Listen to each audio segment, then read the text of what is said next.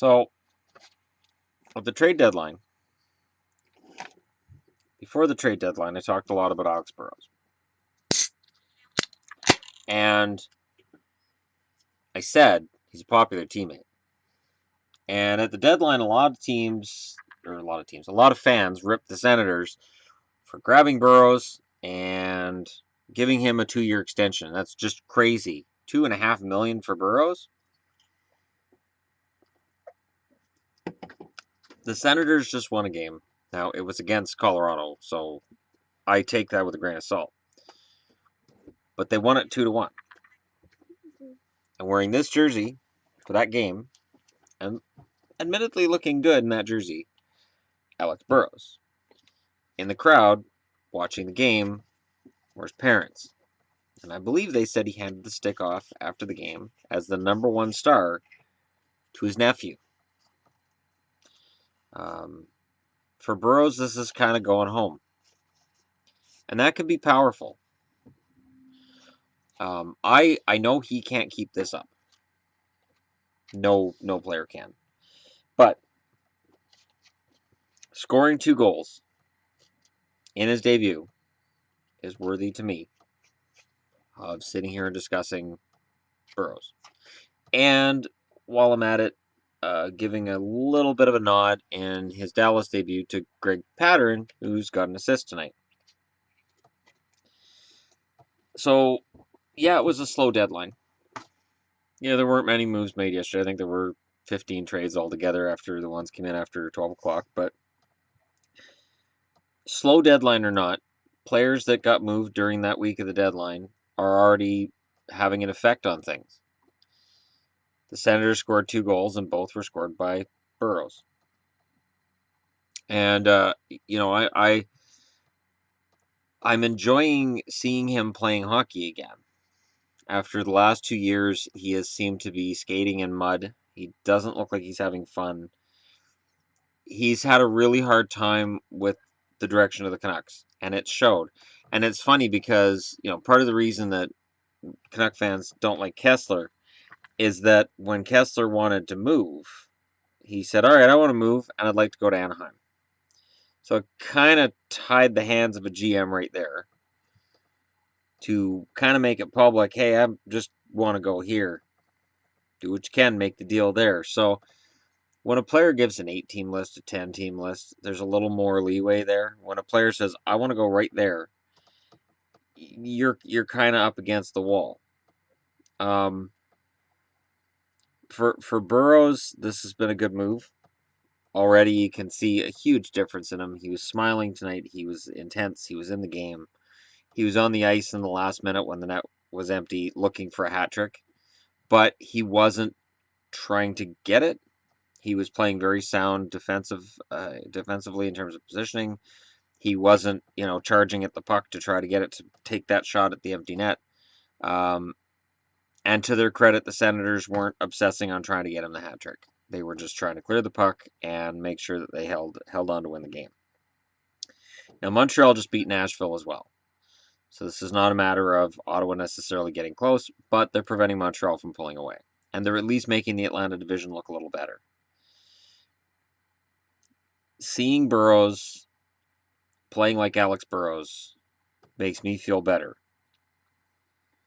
And Burrows can be a prick. And there was an article today where Burrows, giving an interview with Ottawa media, basically said, "I've mellowed.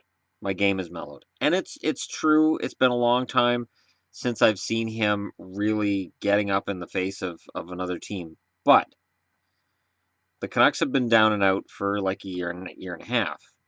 So his need to be intense, his need to be over the top, his need to get under another team's skin hasn't been there because the team hasn't been very good in front of him.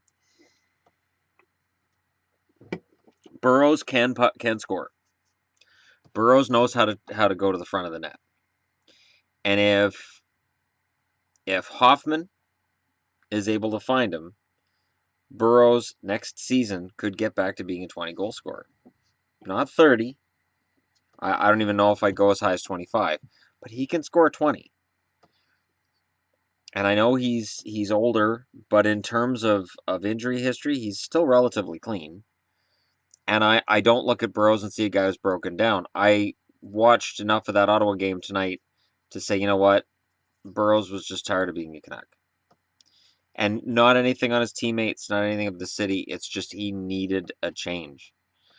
Part of the thing that upsets me looking at the trade deadline and looking at teams not making changes is exactly that. The players very often are invigorated by a trade. Their whole focus comes back after a trade. Whether it's they're trying to prove that other team wrong for trading them, as Taylor Hall wanted to do with New Jersey this year, or they're simply so happy to be out of where they were that their play immediately gets better. I remember, because I'm old, I remember the Courtnall, Ronning, Pomesso, Dirk coming over from St. Louis. Those guys all played well for Vancouver. Not not necessarily because they wanted to prove something to St. Louis, but because they were put in key situations by Vancouver right away. So where they were support players in St. Louis, when they got to Vancouver, Pat Quinn's like, these are main guys, these are stars, these are players we can build a winning team around. And they did. They were a lot younger than what Burrows is. It's not the same thing, but it's the same idea. You bring a guy in and it reinvigorates their career. It brings something out in them. Uh, a lot of the former Oilers from the glory days in the 80s would get moved and would achieve some form of success early on. That's part of the reason Coffey got moved so much. Coffey would play really well after being traded at first.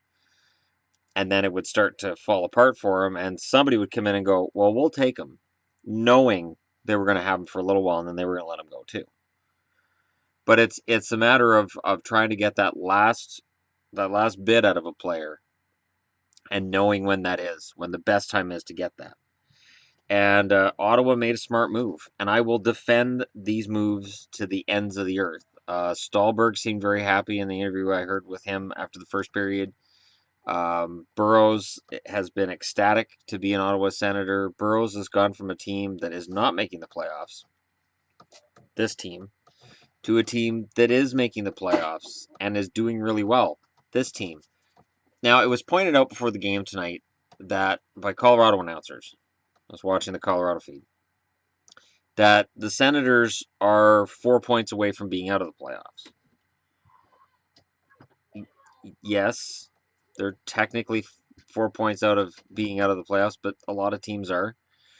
And with that win tonight and Florida losing in a shootout, I would think now they're 5 points from being out of the playoffs. Like it's ridiculous. It's the splitting hairs thing that people want to do. In essence, if you're ahead right now and you're in the playoffs, you've got an excellent chance of making it.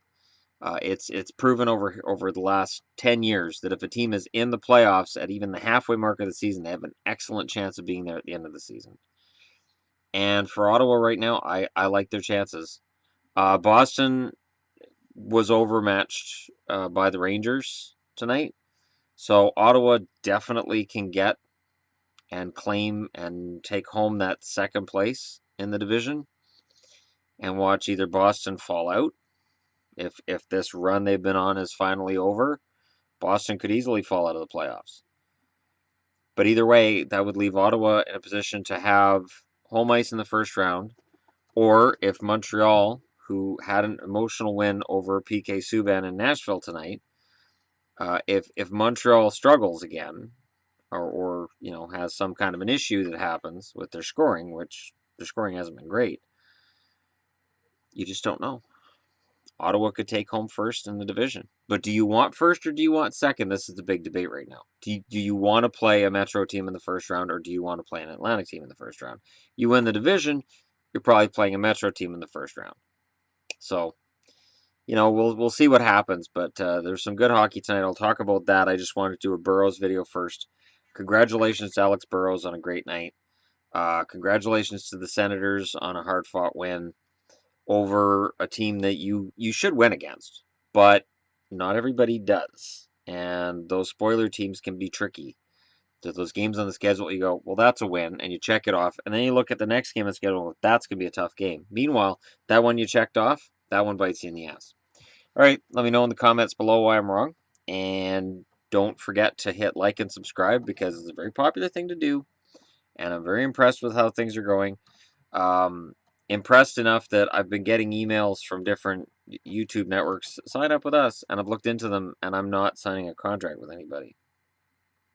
I'm not giving away a percentage of my revenues to a company that I look at other channels that have used them, and they're a lot smaller than mine, and they don't get as many views as mine, and I don't see the benefit. So I'm going to stay on my own, and I am very grateful for the support that I have. I've picked up 2 patrons on my Patreon account in the last few days, which is amazing, awesome. $1 a month, it all helps. And thank you for that. And thank you for watching this. And I'll talk to you all again soon.